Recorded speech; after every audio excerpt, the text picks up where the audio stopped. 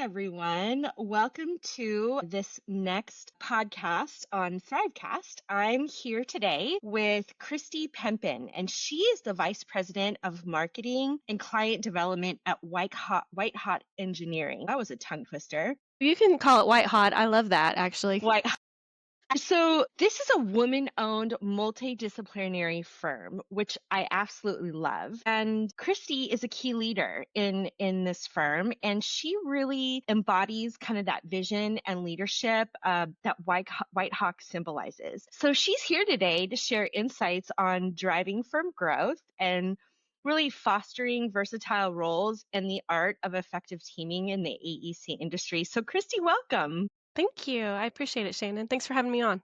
Yeah, so tell me a little bit about White Hawk Engineering and the woman-owned multidisciplinary firm that you guys are running, because Absolutely. that's a rarity in this industry. It is, and it's interesting because we've noticed in the market that a lot of woman-owned small businesses or minority small businesses are selling out right now. And so we see a really value and a big need for diversity within our Yeah. industry. So White Hawk Engineering was established in 2010. We were derived from White Hawk Construction, which was an 8A construction company. The owner decided he was tired of waiting on civil engineers and he was going to grow his own. Okay. Yes, and so that's how White Hawk Engineering was born. Kim Brooks in Allen, Texas, came in to lead as she's a civil engineer, roadway design engineer, project manager, as well as the president of our firm. White Hawk Construction closed down in 2019, whereas White Hawk Engineering still goes strong today. We provide civil and structural engineering, so think design of roads and bridges. We also do public engagement, which is a service line that I lead. I see it as a way to give back to the community, giving them a voice on projects and changes in their community is very important to us. We also do environmental, so all things NEPA, biological studies, ecological restorations and such.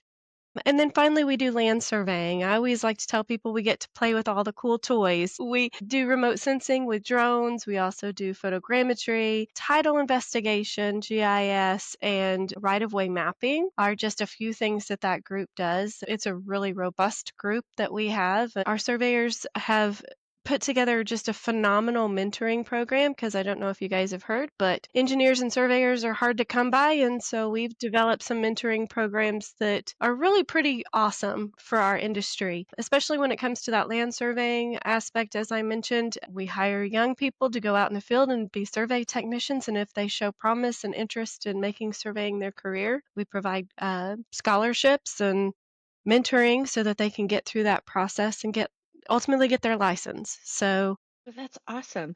So where do you conduct your work? Are you nationwide? Are you regional? Are you state? What is our your client headquarters is base? out of Allen, Texas. Okay. And then we have an office in Durant and as well as Norman, Oklahoma. But really our primary locations are Allen and Norman, Oklahoma. So that gives you an idea of where we're located. We primarily focus on Oklahoma and Texas. We're starting to creep into Arkansas a little bit. We're starting to look at things a little bit more on a regional basis. But our primary client base is federal, state, municipal clients doing transportation work. Right. So, you're a smaller firm, but you're growing significantly, right? Correct. So, in your role, you know, marketers kind of go beyond marketing. So, how have you stepped into other roles like business development? And you mentioned community engagement and public involvement. And really, what surprised you about kind of this stretch of kind of wearing all of these hats? Yes. So especially with a small business, I've noticed that there's always a cap in small business. Sometimes Right. you just need somebody to step up and take charge and take care of something. But I've worked both on the operations side as well as in the marketing role. I also I'm a weirdo in that I'm chargeable and that lead our public involvement. For the most part, usually marketing and business development is an overhead cost. In my previous life, like you, I was a consultant. And so I learned that, sometimes to bring stability to our lifestyle, we have to do things and find our niche, if you will, and fill that need. especially in small businesses, there's always a need. And when you have that small business requirement on a project, but you have all the services in-house as a medium or larger business, and you know you still have to fill that small business percentage, we started offering that public involvement aspect as a way for our teaming partners to keep that technical work in-house and for lack of a better term, do the things that they don't necessarily are good at or want to do. Right. They can totally give that off to us. As a woman-owned small business, one of the things that we do is we regularly talk to our partner firms and our clients and owners about what their needs are and what's being met, what's not being met to see if maybe we can step into that role. That's amazing. So you were talking about, because this is running this podcast now for quite some time. I've learned industry wide in the AEC space in general, we are really short staffed. There are just not enough people to fill all of those roles. And some of the agencies that I've spoken with have a really unique way of kind of growing their firm. What do you guys do to be able to kind of bring in that new blood? You had mentioned it a little bit earlier, but what else is really helping you guys drive and keep that interest and that growth in your firm with the younger generation? Goodness, so that's a hard question because, I mean, for the most part, I mean, attracting young people to a firm is paramount now to Yeah, growth. And as you know, they want a quality of life. They want to be able to work their 8 hours and go on about their day. And as you know, in our industry, we represent our firms 24/7, whether we're on the right. clock or not. We're still representatives of our firms as consultants. And so teaching the younger generation the importance of that is one way. But I'll be honest with you, recruiting for Whitehawk, we want them to come to us. Um, Okay. so we have kind of a unspoken policy, if you will, and spoken with, especially with our partners and our teaming agreements, but we don't recruit from our teaming partners and we don't actively recruit from our owners or our clients. And we felt that was important for our partners too. And it goes both ways. We ask them to sign the same clause that they're not going to try to recruit our people either. You need good small firms to fill these percentages and these requirements. You like working with us, please don't take our people, because when you take our people, then it's really hard for us to stay competitive and to support your needs. So one, we look for people that want to work for a small business because of the diversity and because of the flexibility. I mean, it ebbs and it flows to where you're really busy and it's like all hands on deck and everybody, it's teamwork. Everybody's jumping in to help out. To when it's a little slower time, that's when we take our time off. That's when we are like, okay, I'm going to breathe for today because I don't have a deadline for another week, that kind of situation. And so we take that very seriously and we hold each other accountable in that, hey, I know that you just got done with an audit, or I know you just got done with something really, a big pursuit or something along those lines. We encourage each other to take the day to relax after that has been hit, if you will. But when I say we want people to come to us, we've just learned that whenever somebody comes and approaches us and says, "Hey, I'm interested about learning more about your firm and learning more about what I might fit in," that tells us, one, that they're all in, Yeah. and they're interested in us. But two, it also tells us that they have the flexibility enough and the wherewithal to see that there is a future for them at Whitehawk. And going back to that no poaching policy, if you will, if somebody from one of our partner firms approaches us and is answering an ad, then all bets are off. It's one of those Yeah. things that they approached us, and so we can take that off the table. Same thing vice versa with our people going to other firms and so on and so forth. So it's very much a teamwork atmosphere and collaborative atmosphere. Small business is my passion. I love helping small businesses grow, and that was one of my strengths as a consultant. It's still one of my strengths at Whitehawk. We've grown to almost 60 people, kind of cut in half between Texas and Oklahoma. And for me, it's more about career path and opportunity, because as your firm grows, it opens up a whole new world of potential career paths for folks that are within the company. And so that's very important to us. But I also love too, it's that. got to be done very organically too, to where you're not rocking the boat. We've been so lucky to not ever have that happen, but it's just one of those things that as we grow, we're looking for the right people with the right fit. So how does everybody work in office or is everybody remote? So, because of what I do, I'm kind of all over the place. I work wherever my computer's set up. Yeah, Um, I and love you that. probably know that firsthand, I Yeah. can work wherever my computer's set up. However, culturally, we ask for people to be in the office. That just helps with collaboration. It helps, especially our young engineers and our young survey techs that are coming up through the field, that helps them learn when they're one on one with somebody that knows what they're doing and has the depth of experience that they're looking for. So it's very important that we are in office. We do have a few folks that do work remotely. And it's just one of those things, but they do have a requirement on them to be in the office for so many hours or some a period of time so that they can collaborate and take care of the things that they need. Those are few and far between, to be honest with you, because our culture is such that we really want people working with each other.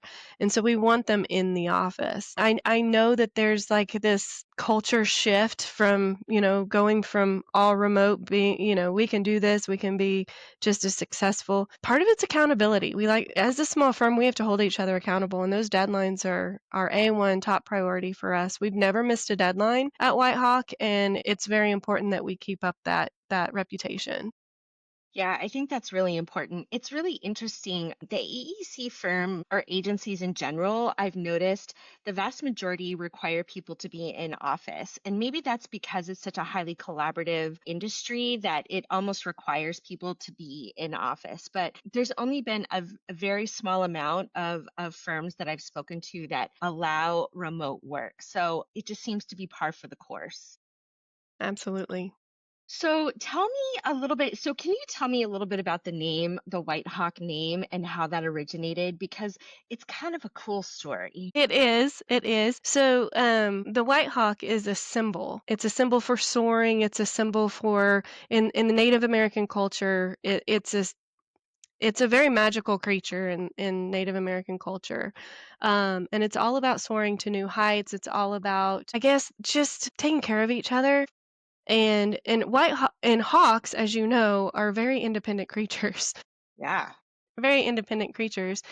But it's also an integrity-based creature, if you will, in that, um, when it comes to soaring and doing the right thing and soaring to new heights, it just fit our culture. And being we came from White Hawk Construction, one of our owners is 100% Native American, and he brought that to the table, and we all just latched onto it. We rebranded in 2021, changing our logo and keeping the name. The way we did that is we worked with, got several logos put in place and everything. But then we asked the staff to, hey, what do you guys think of these? And we picked three, and we, had them vote on it. And so this very much is a brand of that best represents our company as a whole and our people as a whole.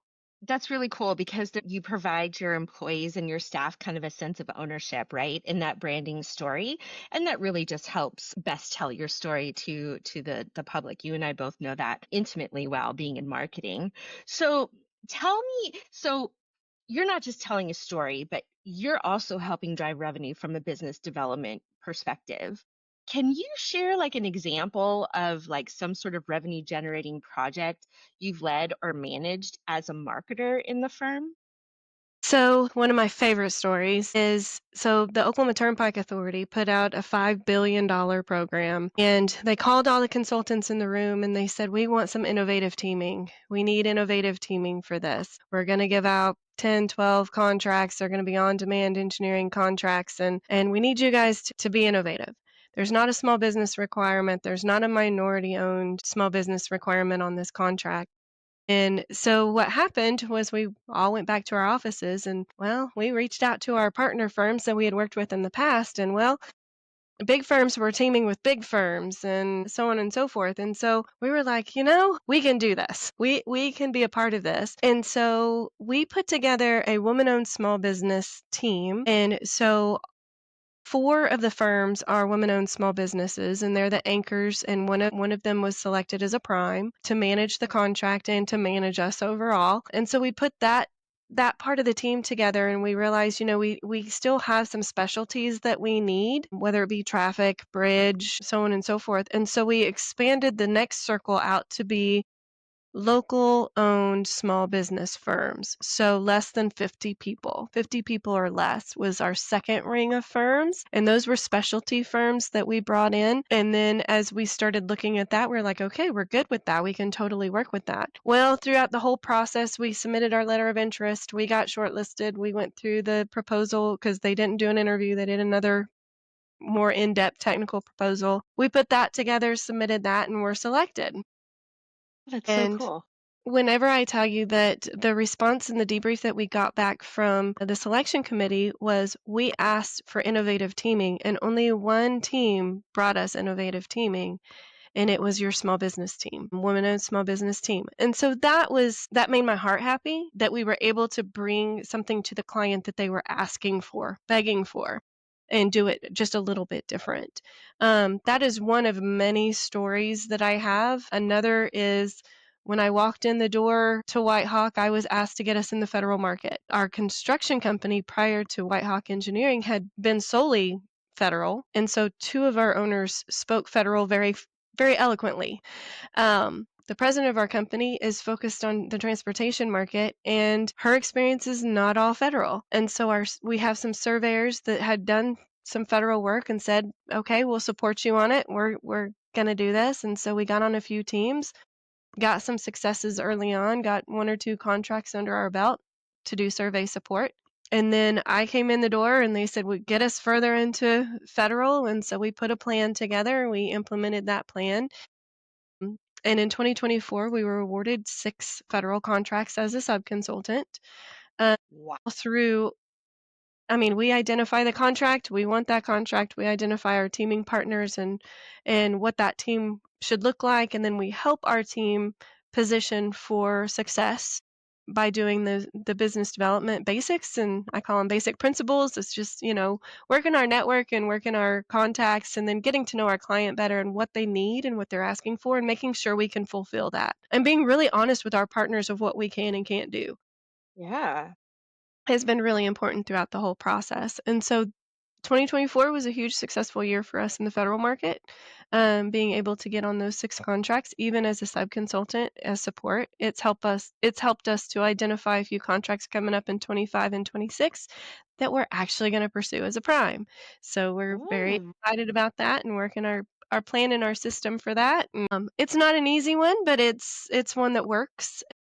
Um, at the end of the day, it's about serving our partners and doing the best that we can for them and the clients. And then ultimately in the federal realm, we love the fact that we're giving back to the United States. It's just one of those things that we feel like if we can fill a critical mission need and do it to the best of our abilities, then kind of it's a makes win-win. yeah, it makes it make sense.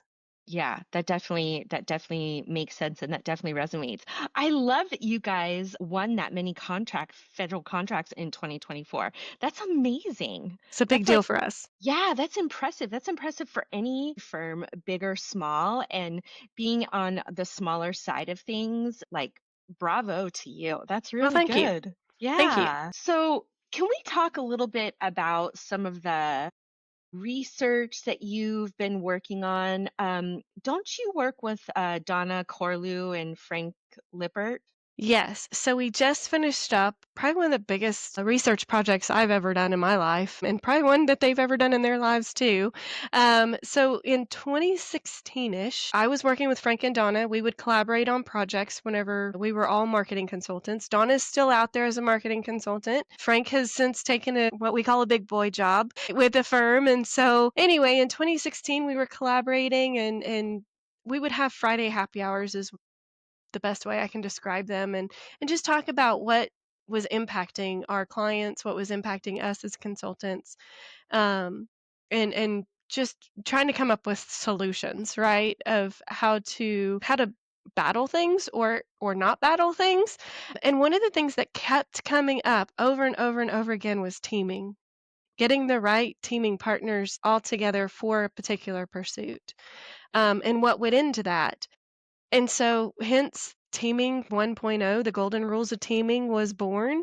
And we put a survey out there and we promoted the survey amongst our peers as well as through ACEC, ASCE, AIA, AGC, all the acronyms within our industry. We promoted it through that, got some really great feedback, and we put a presentation together, and then we traveled around to different conferences and trade shows and presented our findings and our information, and then in return got information while we were there and did it in real time during each one of those workshops, and we're able to add to that section of the research.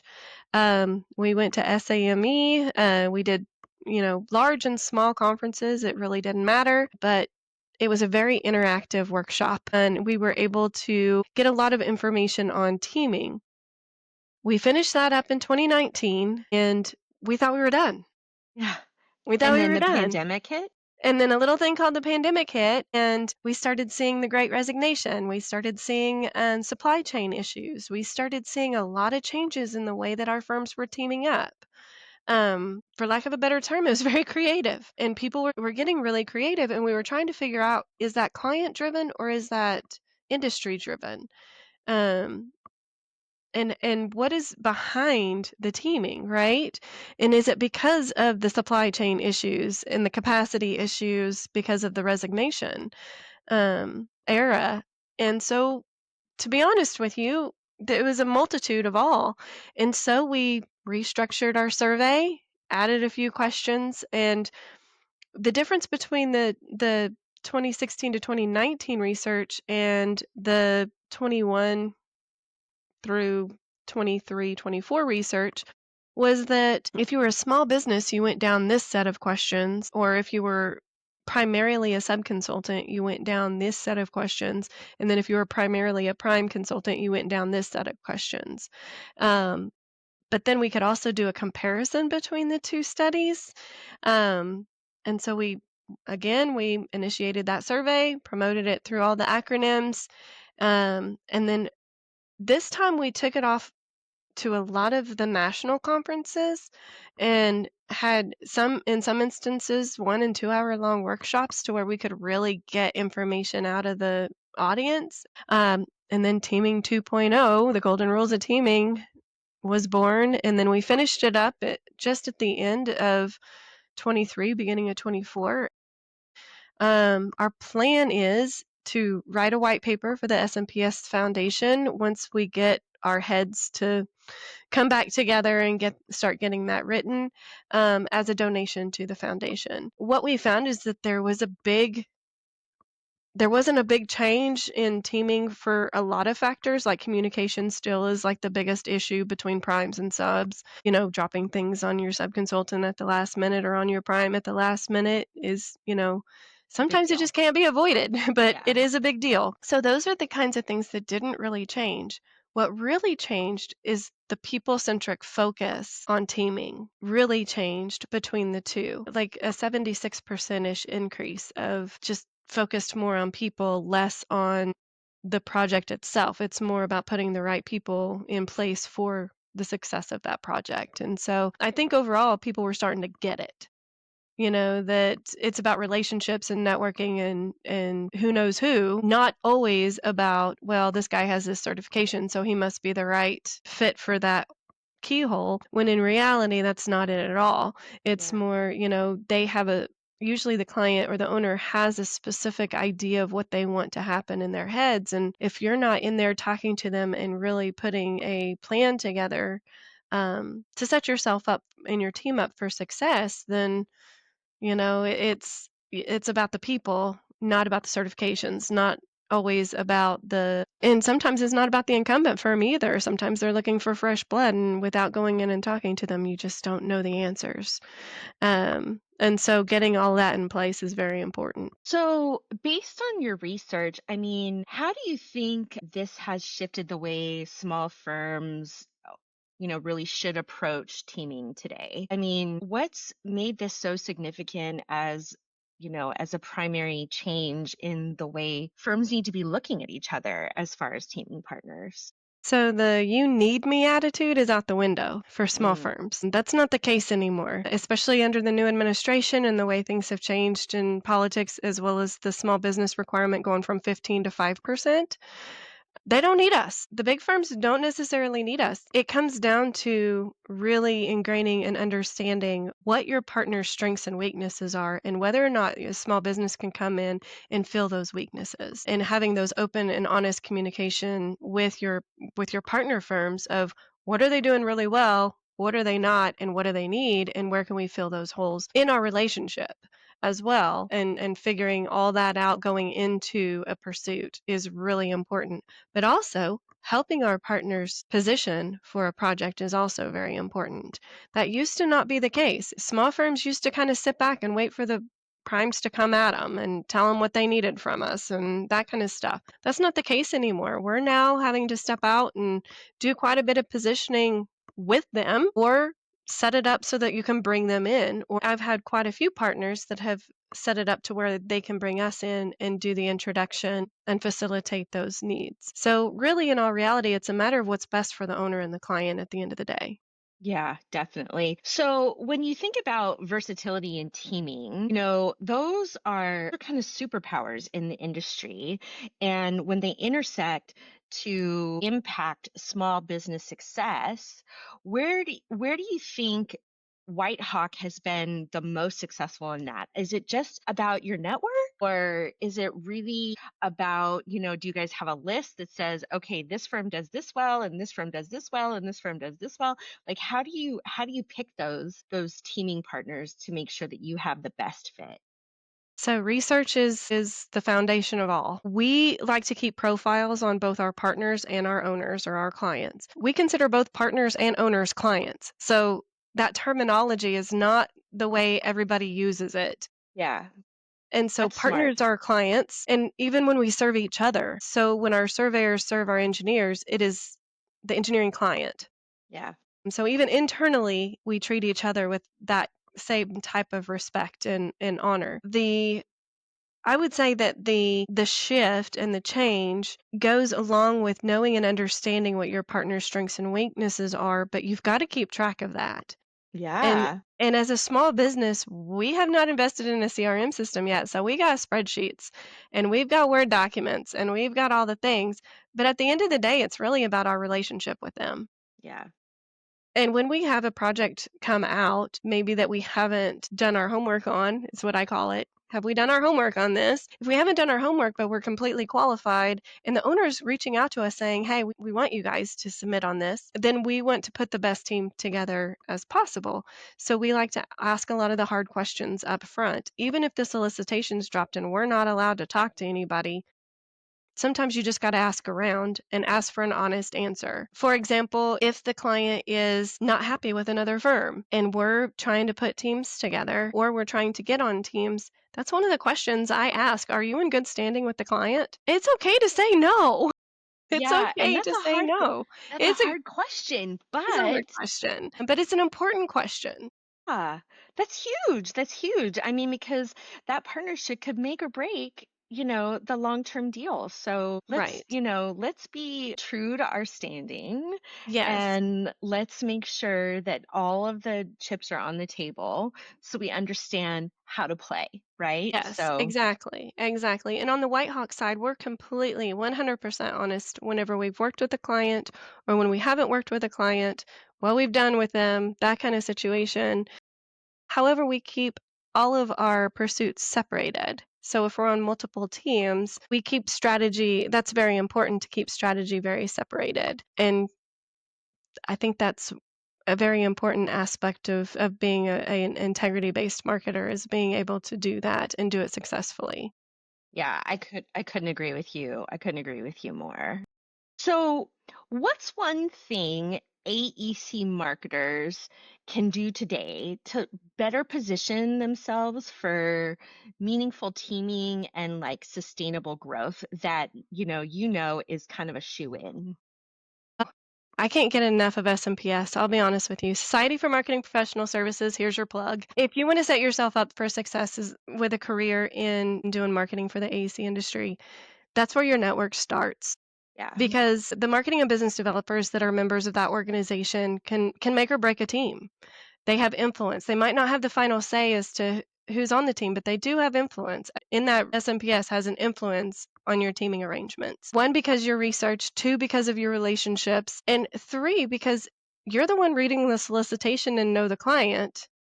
And you're the one that has the network through SMPS listening to and building that relationship with other marketing or business development professionals. You know what they do and how they do it and whether or not you like them or not and want to work with them. But at the same time, you're the connecting point between the two. So, really, in all reality, having a good, strong relationship with project managers, project engineers, project architects, the folks that are doing the work is that next phase. So, as marketing and business development professionals, it's our job to put those two together Yeah, that's and to bring huge. them together. And so, really, as far as success goes for young marketing coordinators, I would say keep your chin up.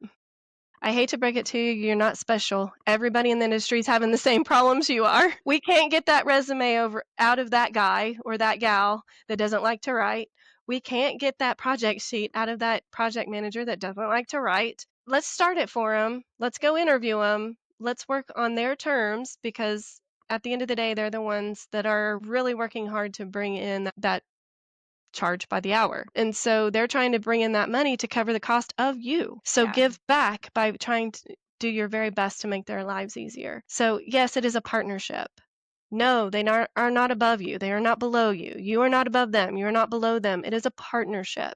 And the faster you see that, the better and more focused your career will be. I love that. It is definitely, and you do have to have some thick skin, right? Yeah. I Yeah. think in this industry, you do have to have some thick skin, but in marketing in general, I think you have to have thick skin. I think everybody in some way, shape, or form thinks they know marketing and they know how to do it best. Yes. So you are not there to, distill what they think they know, but you're there to support and say, hey, great idea. However, Right. have you thought about X, Y, and Z, right? So Yes. it's really about that collaborative approach. So I couldn't agree with you more.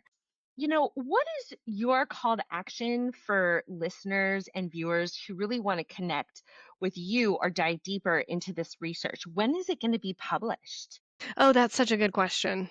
My goal is to get it done in 2020. Okay. So Okay. it's kind of an open-ended, I just need to work with Frank and Donna to make that happen. I know we are all super busy. We're all focused on those deadlines and, getting the next package out the door just like everyone else. Or getting positioned so that we can start the next package. And so really in all reality, my goal is 2025. They'll keep pushing me and I'll keep pushing them. How's That's good. Well, do you think if you're part of the SMPS, they'll send out an alert that says, this white paper is available? Yes, Yeah, typically that's that's what what I they do figured. through the foundation. Yes. Okay, got it, got it. So, where can people find more information about White Hawk Engineering? So we do have a website. It's whitehawkengineering.com. We also are on LinkedIn. Those are the only two places you can find Whitehawk. The reason why is because we are a federal contractor. The other thing is I have my cell phone on me 24/7. I always tell people, call, text, email, I will get it. But also too, we are everywhere. So if our clients are speaking or if our teaming partners are speaking, we will be there. Trade shows, conferences, conventions, meeting events, and so forth. In Texas and Oklahoma, that's where You're going we to be there. are. Most definitely, especially if it's a partner or a client that's speaking. We I make it a love point to that. be there. Yeah. Kristi Pempin from White Hawk Engineering. It has been amazing talking with you. And I hope our viewers and listeners really get something out of this because partnering is the name of the game in this industry. And you have it down pretty tight. So bravo to you for that. Thanks, Shannon. We appreciate that. All right. We'll talk to you soon.